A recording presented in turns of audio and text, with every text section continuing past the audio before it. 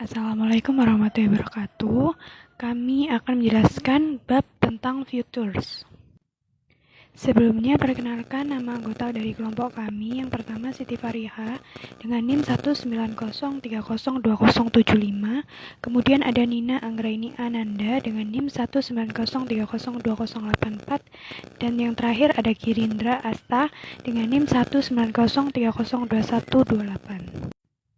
Pengertian futures. Future bisa didefinisikan juga sebagai suatu kesepakatan kontrak tertulis antara dua pihak untuk melakukan dan menerima penyerahan sejumlah aset atau komoditi dalam jumlah harga dan batas waktu tertentu.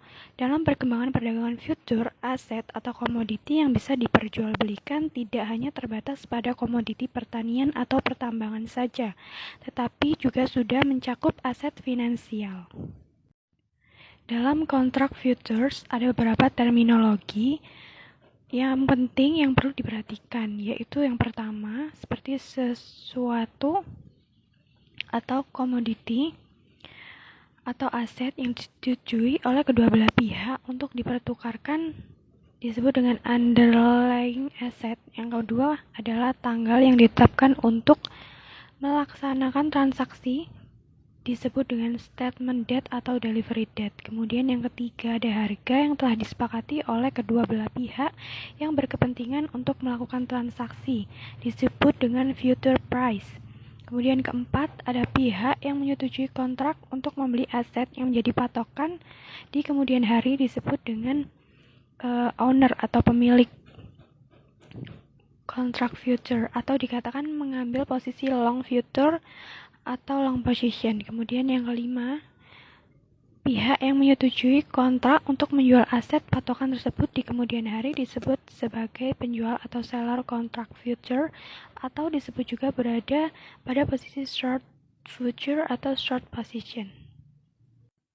Fungsi futures yang pertama yaitu pengumpulan informasi yang efisien atau efficient information gathering.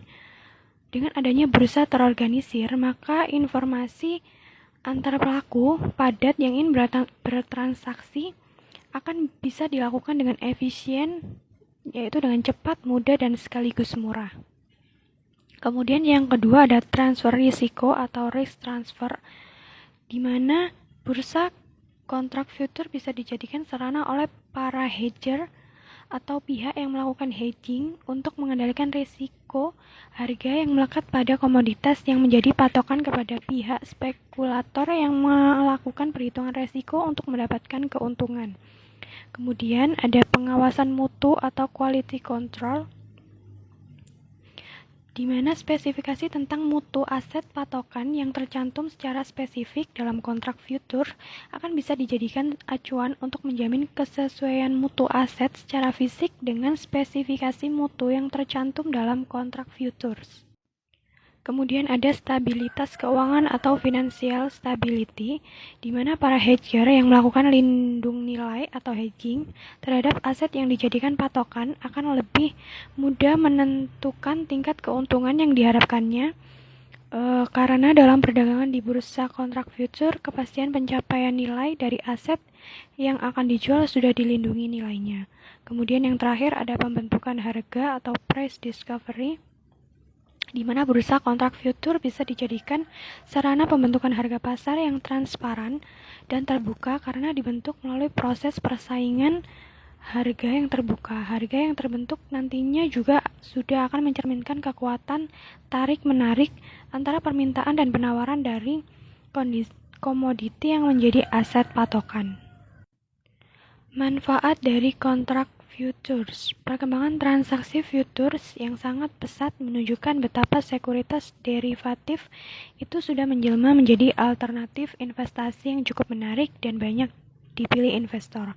Pada dasarnya, ada dua motivasi utama dari para investor yang melakukan investasi dalam bentuk transaksi kontrak future yang terkait dengan manfaat yang ditawarkan oleh sekuritas, yaitu yang pertama sebagai sarana untuk melakukan lindung nilai atau hedging terhadap resiko perubahan harga di masa depan, dan kedua juga sebagai ajang melakukan spekulasi untuk memperoleh keuntungan.